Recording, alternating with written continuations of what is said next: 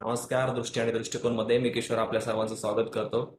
आजच महानगरपालिकेचे निवडणुकीचे निकाल लागले.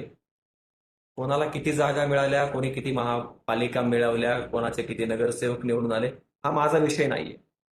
माझा विषय इतकाच आहे की या निवडणुकीमध्ये विजयाचे आणि पराभवाचे फॅक्टर काय झाले हे तुमच्या समोर ठेवायचे. दोन तीनच गोष्टी आहेत.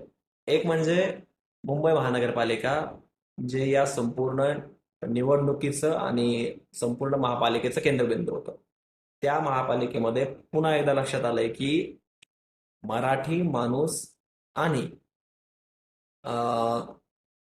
मराठीचा मुद्दा हा एक फॅक्टर असू शकतो, पण तो एकमेव फॅक्टर राहिलेला नाही हे यावरून सिद्ध झालं.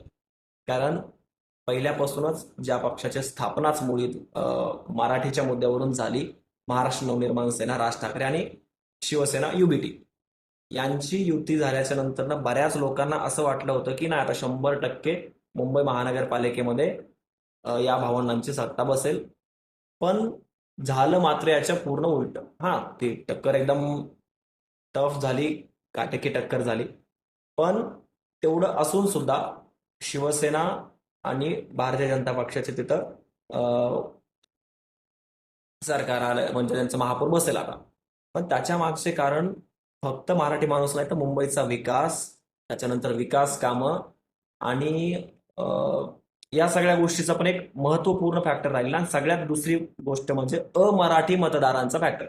मनसेची आणि शिवसेना युबीटीची आता जी बदललेली भूमिका आहे, मनसेची पूर्वीपासूनचीच होती, पण युबीटीने आता स्वतःला ऍडजस्ट केलं आणि मराठी माणसाचा मुद्दा पुन्हा एकदा आणला.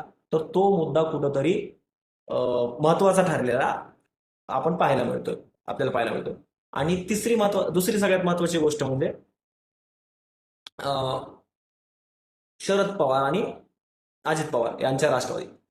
एक जर का तुम्ही बघितलं तर 22 महानगरपालिका अशा आहेत जिथं शरद पवार राष्ट्रवादी पक्षाला एकही जागा मिळालेली नाही, पूर्णपणे शून्य मिळालाय. तर त्याचं कारण असं आहे, शरद पवारांचा पक्ष हा मूळतः आपण असं म्हणूया की मोठ्या मोठ्या नेत्यांची मुळी आहे. त्याला बांधण्याचं काम फक्त शरद पवारांनी केलं, जे तिथले प्रस्थापित म्हणूया आपण. तर अशा प्रस्थापितांचा पक्ष, जे स्वतःच्या बाळावरती निवडून येऊ शकतात, असे नेते जे स्वतःमध्ये ब्रँड आहेत, त्यांना कुठल्याही पक्षाच्या जाहिरातीची गरज नाही, अशा प्रकारच्या नेत्यांचा तो पक्ष आहे. ठीक आहे, आज पण आहे. आणि आतापर्यंत त्यांचा जर का इतिहास बघितला तर महानगरपालिकेमध्ये फारशी त्यांची चांगली कामगिरी नव्हती.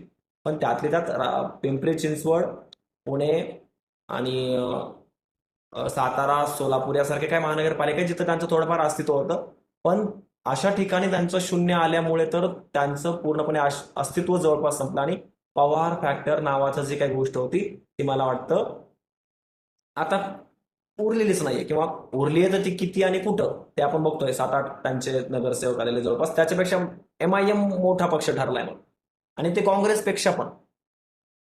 ठीक आहे, तर अशा बऱ्याच गोष्टी आहेत. आणि तिसरा एक निवडणुकीतला महत्वाचा फॅक्टर मला सांगायचा आहे की या निवडणुकीमध्ये भारतीय जनता पक्षाने एक चूक म्हणा किंवा त्यांच्याकडून ते घडलं झालं, त्यांनी केलं ते नाही माहिती, पण त्यांनी निष्ठावंतांना डावलून, जे दुसऱ्या पक्षातून आलेले किंवा आपला पक्ष सोडून जाऊन परत ज्यांनी आयाराम गायाराम सारखं वृत्ती केली, अशा लोकांना तिकीट दिले आणि त्यामुळे निष्ठावंत नाराज झाले. बऱ्याच ठिकाणी बंड शमवण्यात भाजपाला यश आलं. पण तेवढं असून सुद्धा निष्ठावंतांनी बऱ्याच ठिकाणी बंडखोरी केली. आणि ज्या लोकांनी म्हणजे पक्ष वाढवला, ज्या लोकांनी पक्षासाठी काम केलं, पक्षाचं कॅडर जमिनी स्तरावर निर्माण केलं, त्याच लोकांना डावललं. हे कुठंतरी मला तरी पर्सनली खटकलंय.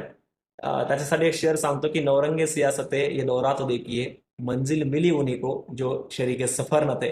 याच्यासह थांबतो. भेटूया पुढच्या व्हिडिओमध्ये. धन्यवाद. वंदे मातरम.